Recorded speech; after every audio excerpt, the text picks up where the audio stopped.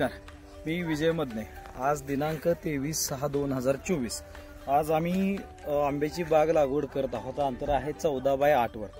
आणि मी गेल्या वर्षी आमच्याकडे 2 एकर पूर्वीची बाग असल्यामुळं आणि त्यामध्ये चांगलं उत्पन्न निघाल्यामुळं म्हणजे 2 एकरात 900 झाडं आहेत आणि 900 झाडाचं जवळपास 11,55,000 रुपये उत्पन्न झालं।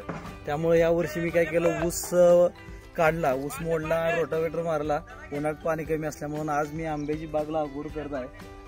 आणि याच्यासाठी मला संग्राम माने सर यांच्याकडून चांगली रोपांची डिलिव्हरी पण झालेली आहे आणि त्यांची टीम छाटणीपासून आणि पूर्ण लागवडीपर्यंत त्यांच्याच टीमने मला लागवड करून दिली आणि ह्याचं उत्पन्न पण येईल अशी अपेक्षा करतो। असे छान पद्धतीने त्यांनी लागवड करून दिली। रोपाची क्वालिटी छान आहे, अगदी ओरिजिनल केशर आहे आता आणि हे 2 ते 2.5 फुटाचं रोप आहे। आपल्याला छाटणी कट मारल्यानंतर त्याची प्रोग्रेस दिसेलच। आज आपण लागवड करतोय आणि ऊसापेक्षा बरेचसं चांगलं उत्पन्न निघेल अशी अपेक्षा करतोय।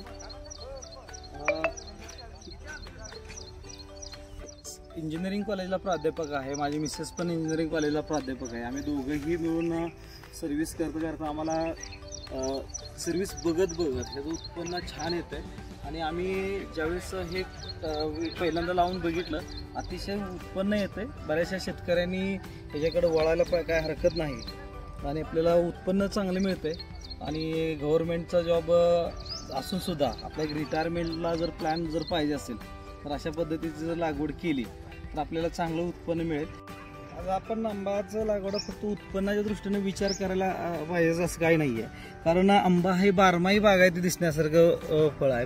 बारमाही हरित कायमस्वरूपी हिरवं असणारं झाड आहे। रानात प्रफुल्लित वाटतं पहिली। आणि दुसरी गोष्ट असं आहे की ह्याच्याबरोबर निसर्गाचा समतोल, आपण म्हणतो की झाडे लावा झाडे जगवा, पण आपण झाडे लावत नाही। पण आज माझ्याकडे जवळ 3000 आंब्याची झाडं लागवड आहे आणि माझं एक मी सौभाग्य समजतो की आपल्याला येऊन आपण पृथ्वी तलाव काहीतरी झाडं लावली, उत्पन्न घेतोय आणि ह्याच्यामुळं निसर्ग समतोल राहतोय। जर गारवा जर उन्हाळ्यामध्ये असं प्रफुल्लित वातावरण राहिलं, आपण शिक्षक असल्यामुळं त्याच्याशी सानिध्यात राहून आपलं शुगर म्हणा, ह्या काही गोष्टी आणि विरंगुळा ह्या सगळ्या गोष्टी साधता येतात।